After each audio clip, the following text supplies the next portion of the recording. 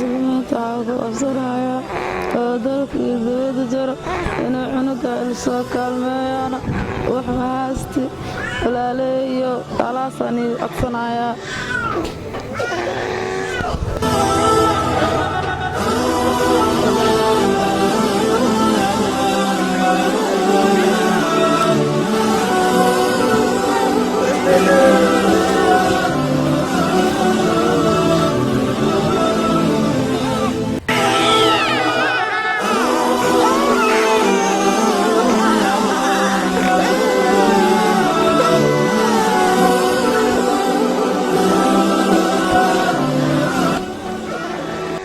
halkani waa hooga Ooliye Ibraahim Mukhtaar ee ka degan tahay magaalada Jowhar gaar ahaan xaafadda Antoodaag. waxay haysataa 5 caruur oo aabood ay kala tageen.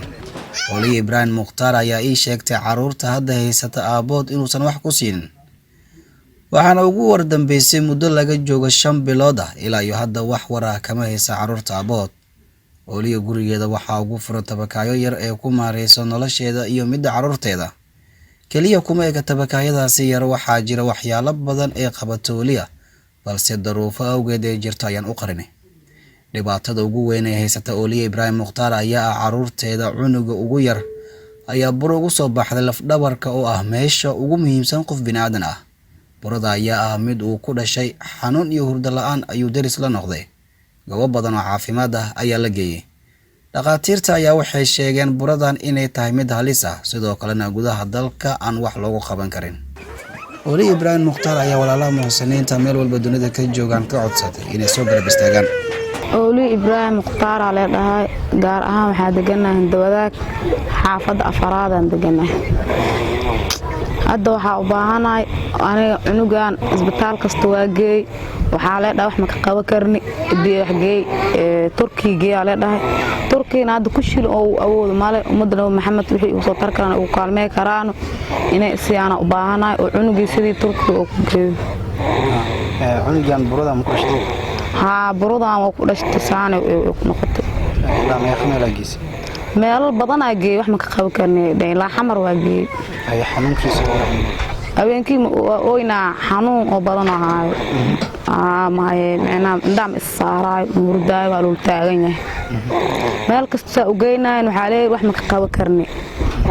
Turkiina aad ku shin oo bari oo furto haasta male. odaysina soo 5 bil jiro ay ugu dambeysay. ka dab lambarka uu iga dansay nolol dhigeer xataa meel ku ogaan. saxarada ku joogto 5 cun waa haasta. asiga 5 ku yahay. marka walaalaha muslimiinta waxa qoonsanaysa. walaalaha muslimiinta waxa qoonsanaya walaalihii dalka iyo dibadda wixii jiro in wax uu soo tari karaan. oo cunugan ay daryeelaan oo sidii oo wadaman kale u geeyo.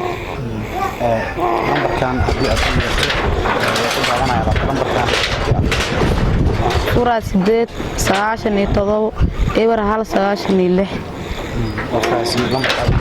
la furaad 8 eber hal 97 eber hal 96 waaye oo walaalihii muslimiinta waxaan deganaa xaafadda oo Antoodaag gaar ahaan.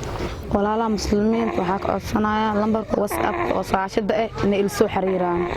waa lambar kalsoona oo furaad 5 oo 89 in lambarkaas ay soo xiriiraan rawaay. lambarkan furaad 8 waay 97 eber hal 96 waay. magaceena waa Ooliye Ibraahim Mukhtaar.